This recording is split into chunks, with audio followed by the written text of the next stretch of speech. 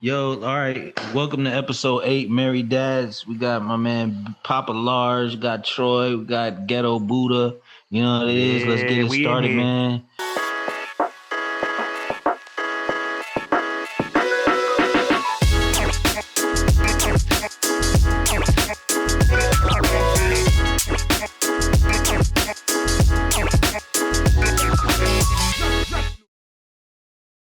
Say, he got his Republican suit on. He got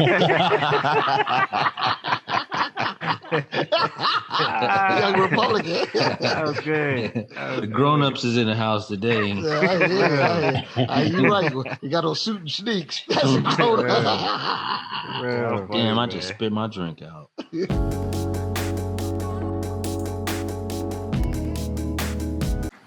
One thing that's been on my mind lately is, as married men, fathers, it was a point in time where we got that announcement, we got that feeling in our stomach, or, we saw our woman doing something funny and strange.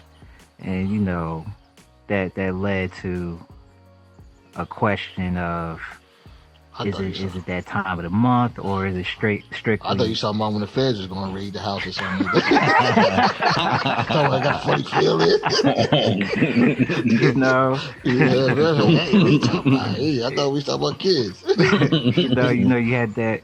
You looked at your woman and she was eating ice cream a little too much, or some weird. So I asked y'all. When was that? What was that feeling, or when was that moment where you realized you was about to be a father? Listen, when I found out she was pregnant, my oldest son's mother, I had to ask her, was it mine? I was like, hey, it's mine? You know what I mean? I mean, that's the truth. You know what I mean? It was like, I had to wonder about, I just had that. She was like, tag, you it. I was like, oh, damn. Okay. You sure? You know what I mean? And I guess she was sure. She said she was sure, So, like I say, it was, a gentleman, a wise gentleman came to me, and I told him, it's my older cousin. He came to, and he came to me, and I told him, I said, yeah. I said, such and such is pregnant, man. She gonna have a baby. He said, she gonna have a baby? I said, yeah. You know what he told me? What? He said, work will become very serious to you. Mm-hmm. Take this situation. You need to figure it out. I was like, damn. You know what I mean? I was like, damn. Yeah, that's real. Do you remember where and when you found out? Yeah, I mean, I'm not gonna go into the when. I mean, where I was, but the when is just, it was one of those surreal moments. You know what I mean? It's like you have to grow up like that. That's that moment where you realize you a bachelor, you living out, got roommates and stuff, and you're like, damn, I gotta really like step up. I gotta build a home. You know what I mean? Yeah. It become different. Like a woman ain't gonna be able to stay in the cave. You know what I mean? Like us men. So that was one of those moments I had to really say, I gotta grow up. I gotta get us our own crib. I gotta start making moves to better myself. So it was like a grown up moment. You know what I mean? Real. So Real. What about you, man? Man? Hey, man, I remember I was working at the bank, and I was behind the teller line, and I got a text message. You about ready to rob it after that, wasn't you? man. He's like, man, I'll put a couple of these hundreds in my pocket, man. It's going down. I was ready. I got that text message, and I was in shock. I couldn't believe it. But I do remember, like the night before, my girl, she was, we had Popeyes, and, we ain't new to Popeyes, but she had smelt that Popeyes, and she just was like, get this shit away from me. It making my stomach hurt. I got a good story about Popeyes. I hate to cut you off, but I have a great story about Popeyes. I'll tell you after we finish this drive. I had a situation with Popeyes recently. All right. But yeah, so yeah, she wanted Popeyes, and then when I brought it home, she didn't want the Popeyes, and then the next day she told me she was pregnant. Man, I couldn't work. I just was sitting there, just spaced out. you was in shock. I was in shock, man. I got home. I really looked at her. I'm like, yo, you really pregnant? Like, so, yeah, 2014. Wow. Crazy year. Wow. Yeah. So with you, man, how was your experience when you first found out? I ain't gonna lie to you, bro. I don't remember finding out she was pregnant at all. You know what I'm saying? I really don't. I mean, Yo. I remember. concur. We have been trying for a long time. Oh, y'all And were trying. Okay. Yeah, so at that part, but that part of our lives was absolutely insane. I mean, I was wilding. Like, Yeah. I do know the night she gave birth, that stands out more than me finding out she was pregnant. Because I was very intentional about her getting pregnant. So it wasn't like it was a shock. Like, oh my God. Like, Right. like I was shooting up the club quite often. Yeah. So, It would. yeah, so the night she was giving birth stands out way more than when I find out she's pregnant. Because, girls got to reach like the second trimester before it's like solidified. Right. Right. Yeah, man. It's So the question I have for you gentlemen is this. Okay, so when your girls got pregnant or were pregnant, apparently y'all were in a relationships at the time. yeah. Even I was, I think. I was in one too. So, so did you feel an obligation to take care of the mother also? Like that became your woman? Like we were like that solidified the relationship? Is that what y'all saying? Like, did that happen to y'all? Like, I mean, I think Black was already married. Black was married or something. No, like I wasn't married. He Oh, was- you he weren't was- married. You No, weren't I married wasn't, because nigga. I was a single dad for a little bit. You don't remember? I do Oh, remember damn, that. yeah. Because We your broke son up was at the after my wedding. son was born. Yeah, his son was at the wedding. I just thought of No, we Okay, wasn't so married, so what bro. I'm saying, but so did y'all feel an obligation? Like, did that like? I did. So like, I had an me too. uncle. He was a heck of a dude. You know what I'm saying? When I say a heck of a dude. He was like, man, don't worry about that girl, man.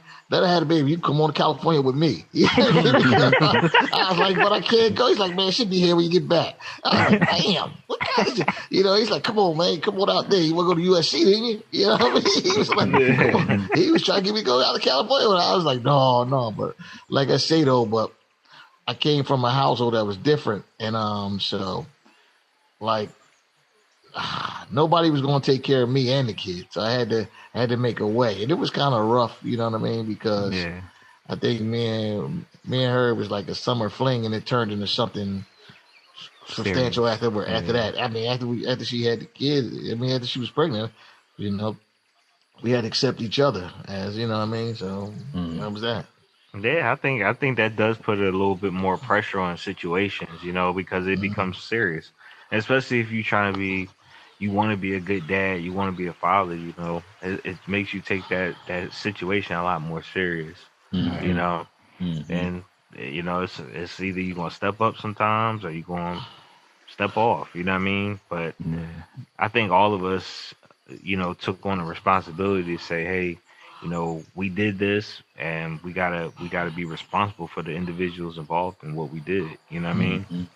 But I have to say this. I hate to cut you off, sorry. But what I have to say is, I feel as though as men, sometimes the situation dictates who we end up being with, because, like you say, the woman, she gets pregnant, and 9 times out of 10, like, and I don't think no disrespect, I don't think I ever had a baby that I wanted. What I'm saying, and not saying that I didn't want. Like I'm saying, I'm a happy father of many. But what I'm saying is, I didn't say like, yo, we gonna have a baby. You know what I mean? They call me up. They say they call you up and be like, hey, we pregnant. I said, we are. Yeah. I said, yeah, we are. They said, yeah. I said, damn, player. I said, I guess we pregnant. You know what I mean? That's about it. I was like, how long we gonna be pregnant? You sure we pregnant? You know what I mean? I said, there's that. What I'm saying is, I never had, like, it was like I sat down. It was like, I'm trying to make a baby. You know what I mean? Yeah. I never was in that. Like, I was never comfortable in that mindset. like, yo, like, okay. You know what I mean? It was like, damn. But I mean, you were young though, so that also kind of plays a factor in it. It was like a lot of us were older. You know what I'm saying? How old were you, Black, when you got? I was 29 going on 30. Oh, you know what I mean? That's a different age. You know what I mean? Yeah. I was. How old were you? I was 28. Yeah. I was 19. Damn. I was like 18, 19. Oh, yeah. So I grew up like I grew up with my son, kind of like my son was like my mascot, you know what I mean, every day. You know, he's like my little penny. He's like little penny. You know what I mean? I love that little joker. He's my guy, man. I got, you know, like I was shopping for him, like he was like, you know, I go every day. I go pick him up the new sneaks, all that kind of stuff. You know, it was cool. I could imagine. It was a great feeling. Like the responsibility factor. The responsibility factor was cool. Like, you know what I mean. And like, you know, and you know, his mama was a good woman. Yeah. She was a good woman. I'm saying, you see like the disparity though? It's two different age groups. Well, I'm saying, brackets, but I would recommend. See, listen. So, one of the rules, and it's not even a real written rule, but I believe I try to encourage my sons not to get married till they're 35, and you know, and try to control their fertility. Until they're about 35. And what I mean by that is because, like, at the age of 35, you done figured out who you are, what you like, don't like, and then you're about your business. You know what I mean? So, like, then you could, because in order to share your life, you got to have a life. You know what I mean? And you got to be comfortable with yourself. So you can't, like, when you get married young and all that kind of stuff, you still want to hit the girl on the job. You know what I mean? You still want to go to the Dominican Republic. You want to go to Colombia. You want to hang out on South Beach. You know, you want to do all the fun stuff that dudes in their 20s do. So when you get older, you know what I mean? You got to get all that out your system, because all you're going to do, like I say over and over, is when you meet a woman, you get married at a young age, all you're going to do is fuck her life up. You ain't going to do right by her. I'm just being honest. You ain't going to do right by her. You're going to fuck her life up. Yeah. And then you're going to live in a hole. And what I mean by a hole is, like, hypothetically, you get married 24, 25 years old or something like that, and you know, y'all have a life, then you get divorced at 30. Now you sitting there, you know, you give half of your stuff away. So if you got $10, you give a woman $5, you broke. You know what I mean? So it's crazy. So you need to figure out who you are, man. Be secure in your being before you sit there. Make a family. I feel like men, we mature a little later in life. You know what I mean? And then we got a lot of stuff in us, man. A lot of play in us. You know what I mean? We think with our eyes. You know what I mean? It's hard to turn down a big button and smile. You know what I'm saying? Yeah. Word to bell, bib to bell. Absolutely. It's hard. It's hard. It's hard. I'm not going to lie to you. So, you know, like I say, it's different. It's definitely different. Yeah. Definitely different. Yeah, my situation was slightly different than yours, Papa. I became a father at 27, and I was with my woman for years at that point. So naturally I felt responsible to take care of mine. But my second kid, that was where it was like, damn, we about to have another kid. Like that was like, oh shit, like that was random for me to a degree. So yeah. Yeah, Black, you gonna have another one? I've been shooting up the club for a long time, man. I'm trying. He got cat guns. Something wrong with him. He got cat guns. He said he's shooting blanks. He got cat guns. I don't know what's going on. He told me shoot at the club with cat guns. That's why I love, like, man, when my son came, that changed everything. I was like, hell yeah, let's go. Like, I was still on my shit. The night my wife told me her water broke, I was going out with my brother. Like, we was leaving. I was like, all right, babe, see you later. She was like, babe, I think my water broke. I was like, you just trying to keep me in the house, man. You just don't want me to leave. She's like, no, I'm serious. So me and my brother, we drove her to the hospital. Shit was real. He was born at like 3 a.m. Wow. So when he came out, I was like, hell yeah, let's go. I was happy, bro. Like, yeah, I definitely felt obligated because I wanted a boy. So, and I think naturally for us, at least here in this podcast, you know, having our fathers or having family that was really involved in our life made it clear, like, this is how things work. You know, this is what we're supposed to do. Like, if we was deadbeat dads, man, I can't even. I don't know if I could be friends with y'all for real. I don't know any deadbeats. I don't know. Well, I don't know any. Well, see, this is the thing. So I come from an era like I didn't have a father in my life. Like I grew up, my father had perished when I was like 2-3 years old. So I didn't have. What a happened father. to him? He died. That's when somebody killed him. So what I'm saying is I didn't have a father. So like a lot of stuff, I was trial and error with me. I tried to treat my son like I thought I wanted to be treated when I was, you know what I mean? So like he was like he was like my little friend, you know what I'm saying? So I thought I was learning how to be a father, trial and error. I gave him everything he wanted, the same stuff I would want to do. I would take him anywhere with me, you know what I mean? We were everywhere, but that's how it was. He's a mascot, I had him in some crazy situations too with me. That's part of being young, you know what I mean? Right. But being a father, it was different. It was different for me because I didn't know who I was. You know what I mean? I'm 19 years old. I didn't know who I was. I'm still trying to find my way, figure out what I like, who I like, what I don't like, what I want to be. It put pressure on me. It actually shaped my life in a different way. You know what I mean? It shaped my life in a different way, because like the gentleman told me, work will become very serious to you. It became serious to me. You know what I mean?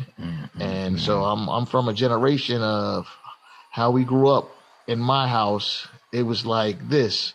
So when you're 18, you're grown, you got to get out. You know what I'm saying? Yep. So that was how we grew up. So when you're 14, you sit there like, you on the clock. I like, damn, I got to get out in 4 years. You know what I mean?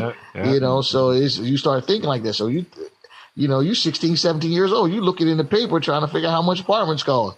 You got to figure out where that money gonna come from. And then I procreated and had me a son. That became more. You know what I mean? That was like that. It took my hustle higher. You know what I mean? I became an animal. You know what I'm saying? Yeah, became a hunter. It was different. It was definitely different.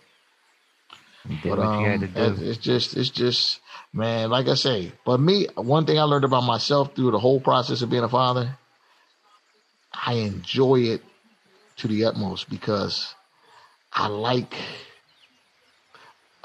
people depending on me, and I like doing for people. And that's like one of listen, your woman, your wife, your woman and your children are a reflection of you. Yeah. You understand? So you can't, if you ever think you a thorough nigga, your kids better be thorough. You understand? Right. So, like I say, I always make this joke about I'll be talking to people and I'll be cracking jokes and I'll be saying stuff. And I'm not talking cracking jokes, but we be having conversations. And, sometimes, we be popping our collar. So, they be like, I got this, I got that, and this and that. And I'll pop flying. I say, listen, man, I spent $1 million on education. You know what I'm saying? And it's that's heavy. You know what I'm saying? I spent $1 million on education. I put my kids in private school, colleges, whatever. Yeah. My wife, all that. I spent over $1 million on education. So I don't know what you talk about. So I don't care about your Bentley or none of that kind of stuff. You dig what I'm saying? Like, I put it where it is. So I get it in for mine. That's just that's the way I think. You know what I'm saying? Right. And I think I did selfish stuff, but I was never selfish. And my second longest relationship I ever had in my life was with my son. You remember his first one, Mike? What's my first relationship? My longest relationship. His best friend. Just being honest, So that was like the realest longest relationship I ever had. Me and him, we were just partners in crime. You know what I mean? When did that relationship start? The day one. Back in 1960 something. Day one. You understand? I tell people my favorite toy, I was born with it. You know what I mean?